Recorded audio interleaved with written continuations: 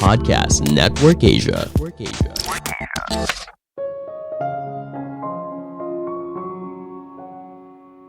Orang biasa bisa jadi miliarder asal sabar dan tekun menyisihkan uang setiap bulan.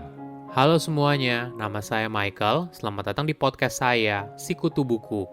Kali ini saya akan bahas buku Millionaire Teacher karya Andrew Hallam. Sebelum kita mulai, buat kalian yang mau support podcast ini agar terus berkarya, caranya gampang banget. Kalian cukup klik follow. Dukungan kalian membantu banget supaya kita bisa rutin posting dan bersama-sama belajar di podcast ini. Buku ini membahas bagaimana orang biasa bisa jadi miliarder. Penulis bercerita bagaimana dengan hidup sederhana dia yang merupakan seorang guru bisa jadi miliarder. Menjadi kaya bukan artinya kamu harus punya pendapatan yang besar.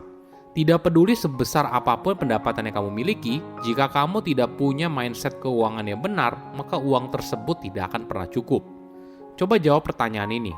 Apakah kamu ingin memiliki harta seperti miliarder atau ingin menghabiskan uang seperti miliarder? Jawaban dari pertanyaan ini akan menentukan hubungan kamu dengan uang. Saya merangkumnya menjadi 3 hal penting dari buku ini. Pertama, hidup sederhana awal membangun kekayaan.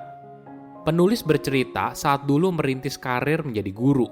Saat itu, fokus utamanya hanya ingin membayar pinjaman biaya pendidikan. Di Amerika Serikat, banyak orang menggunakan pinjaman biaya pendidikan untuk melanjutkan studi ke perguruan tinggi. Jadi selama setahun, penulis menggunakan 70% gajinya untuk membayar semua pinjaman tersebut. Apa yang dia lakukan? Penulis tinggal berbagi kamar bahkan dengan orang yang tidak disukainya. Dia hanya makan pasta, kentang, dan kerang yang diambilnya sendiri dari pantai lokal. Bukan hanya itu, saking hematnya, penulis bahkan bersepeda sejauh 112 km setiap hari untuk pergi bekerja, hanya demi menghemat uang bensin. Semua perjuangannya berhasil dan dia terbebas dari hutang. Mulai dari situ, penulis lalu mulai menabung dan investasi. 6 tahun kemudian, dia berhasil membeli sebuah properti. Ini adalah harga yang harus dibayar. Untuk membangun kekayaan, memang kamu perlu 2 hal, entah menambah penghasilan atau mengurangi pengeluaran. Apabila kamu tidak bisa menambah penghasilan dalam waktu singkat, maka idealnya kamu harus mengurangi pengeluaran. Tentunya tidak selamanya kamu harus melakukan hal ekstrim seperti yang dilakukan penulis. Tapi saat kamu memulai untuk membangun kekayaan, sebisa mungkin hindari membeli barang yang tidak dibutuhkan. Kamu harus bisa belajar membedakan antara kemauan dan kebutuhan. Ada informasi yang menarik. Apakah kamu pernah melihat orang yang kelihatannya kaya raya, tapi sebenarnya dia tidak sekaya itu? Pada akhirnya, yang mereka kumpulkan bukanlah kekayaan, tapi stres untuk membayar cicilan. Contohnya gini, ketika kamu ingin membeli mobil, tipe mobil apa yang kamu pilih? Apakah kamu membeli mobil yang terlalu mahal dibandingkan dengan total pendapatan bulanan kamu? Ini yang membuat seseorang bisa berada dalam kesulitan keuangan. Tidak ada yang pernah tahu kan, tiba-tiba saja misalnya kamu dipecat, lalu tidak mampu membayar cicilannya. Mungkin istilahnya besar pasak daripada tiang. Kebanyakan miliarder tidak suka membeli barang yang mewah. Riset membuktikan mobil miliarder di Amerika Serikat itu bukan Ferrari atau Lamborghini, tapi mobil biasa yaitu Toyota. Menariknya, banyak miliarder di Amerika Serikat itu orang biasa yang bekerja keras sepanjang hidupnya. Ketika mereka pensiun, mereka punya uang yang cukup untuk hidup nyaman. Ini merupakan fakta yang menarik. Kamu tidak butuh gaji besar untuk jadi miliarder.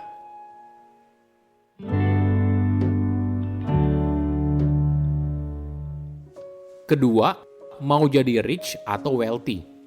Kriteria kaya itu seperti apa? Penulis menjelaskan 2 hal. Pertama, kamu tergolong kaya apabila kamu punya uang agar kamu tidak perlu bekerja lagi. Kedua, kamu punya investasi, dana pensiun, atau lainnya yang bisa memberikan kamu 2 kali pendapatan rata-rata bulanan di negara kamu seumur hidup. Misalnya rata-rata pendapatan orang Indonesia setahun adalah 62 juta rupiah. Maka apabila hasil investasi kamu bisa menghasilkan 2 kali dari hasil rata-rata tersebut, yaitu sekitar 104 juta rupiah per tahun, maka kamu boleh dibilang kaya. Kurang lebih, hasil investasi kamu menghasilkan 8,6 juta rupiah per bulan. Mungkin definisi ini membuat kekayaan jadi lebih nyata. bukan sekedar crazy rich yang kita lihat di media sosial. Apakah orang biasa bisa jadi miliarder? Sangat mungkin apabila kita bersedia menyisihkan uang sedikit demi sedikit setiap bulannya. Ada konsep yang namanya compound interest atau bunga berbunga. Jadi, biasanya kan kalau kita menaruh uang kita ke dalam produk investasi, pasti dapetin bunga. Nah, bunga tersebut tidak kita ambil, namun kita investasikan kembali. Hasilnya, uang awal kita ditambah bunganya, lalu berbunga lagi. Ini yang membuat konsep ini dinamakan bunga berbunga. Contohnya gini, jika modal awal kamu adalah 10 juta rupiah, lalu setiap bulannya kamu bersedia menyisihkan 500 ribu rupiah, dengan asumsi investasi kamu menghasilkan 10% keuntungan per tahun, maka dalam waktu 30 tahun, uang kamu akan berkembang menjadi 1,1 miliar rupiah. Konsep compound interest yang membuat seseorang menyisihkan ratusan ribu per bulan, namun setelah pensiun, mereka sudah jadi miliarder. Bayangkan apabila jumlah uang yang kamu sisihkan lebih besar, maka uang yang kamu dapatkan juga semakin besar. Jadi saya rasa kamu tidak perlulah ikutan investasi bodong yang menjanjikan kaya dengan cepat. Toh pada akhirnya kamu juga bisa kok jadi miliarder.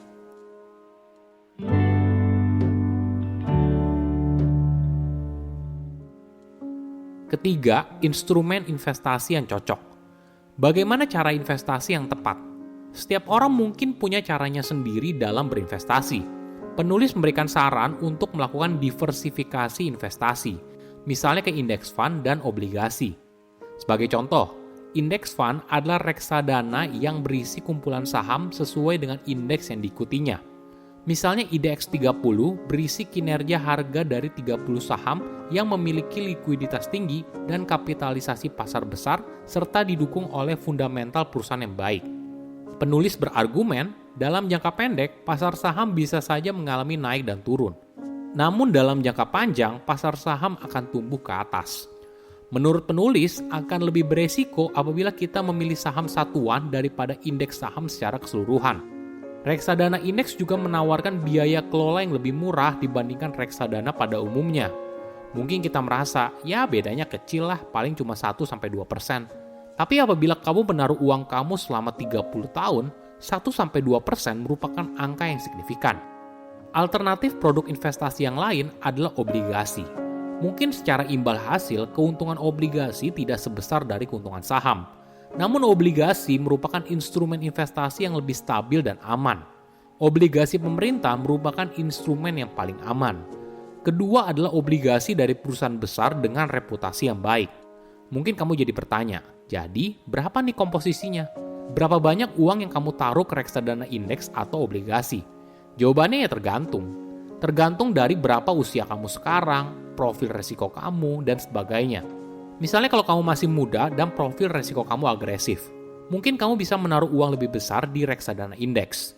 Namun apabila profil resiko kamu konservatif, mungkin alokasi dana terbesar di obligasi negara. Oke, apa kesimpulannya? Pertama, orang biasa bisa jadi miliarder. Untuk jadi miliarder, kamu tidak butuh gaji yang besar. Yang kamu butuhkan adalah kesabaran dan ketekunan untuk menyisihkan uang per bulan. Kedua, mayoritas miliarder itu hidupnya sederhana. Menariknya, banyak miliarder di Amerika Serikat itu orang biasa yang bekerja keras sepanjang hidupnya. Ketika mereka pensiun, mereka punya uang yang cukup untuk hidup dengan nyaman. Ketiga, investasi di reksadana indeks. Dalam jangka pendek, pasar saham bisa saja mengalami naik dan turun. Namun dalam jangka panjang, pasar saham akan tumbuh ke atas. Menurut penulis, akan lebih beresiko apabila kita memilih saham satuan daripada indeks saham secara keseluruhan. Saya undur diri, jangan lupa follow podcast Sikutu Buku. Bye-bye.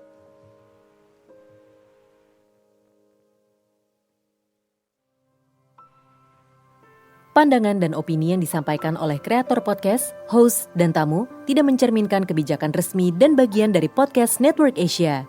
Setiap konten yang disampaikan mereka di dalam podcast adalah opini mereka sendiri dan tidak bermaksud untuk merugikan agama, grup etnik, perkumpulan, organisasi, perusahaan, perorangan, atau siapapun dan apapun.